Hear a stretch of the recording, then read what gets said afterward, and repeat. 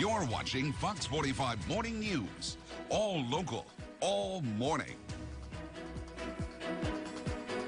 Good morning on this Monday, October 17th. I'm Patrice Sanders. I'm Tom Rogers. Well, coming up on Fox 45 Morning News. Plus, college entrance exams, how to choose between the new version of the SAT and ACT for your best chance of success. 7:43, you're watching Fox 45 Morning News, all local, all morning.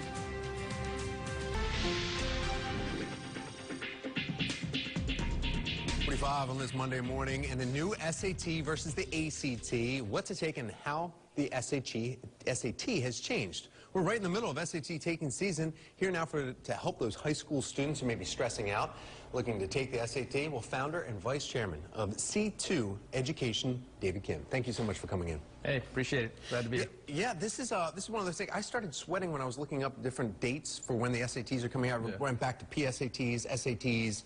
I started getting nervous. I was telling Patrice that back in our cubbies. I said, "Oh my goodness, I'm getting stressed out just thinking about the prep." So I can just imagine high school students that are not coming up, because you have November 2nd or 3rd, or November 5th is the next one to take SATs. How has SATs changed, and why did they change?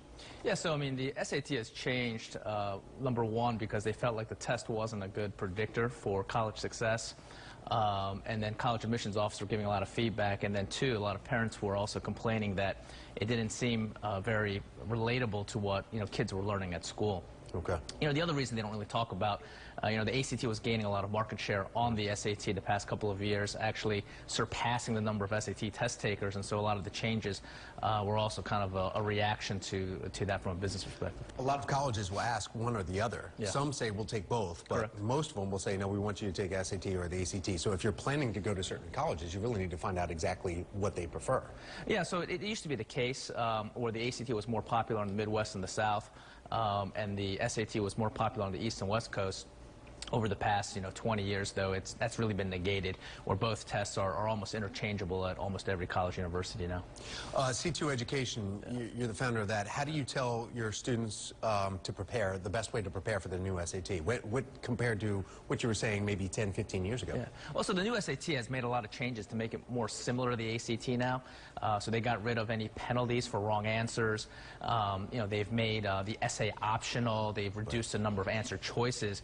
And so a lot of the differences that were once there have been actually taken away. But at the end of the day, there are certain things that lend certain students to do better on the ACT. The ACT is still a more straightforward test. Okay. You do have less time per question technically on the ACT, but more people find that they actually are less rushed to answer an ACT question than an SAT question because the way the SAT is still designed. All right, David Kim, founder of C2 Education, prepping students on taking the ACT or the SAT. Yeah. Thank you so much for your time. Not a problem. Appreciate it.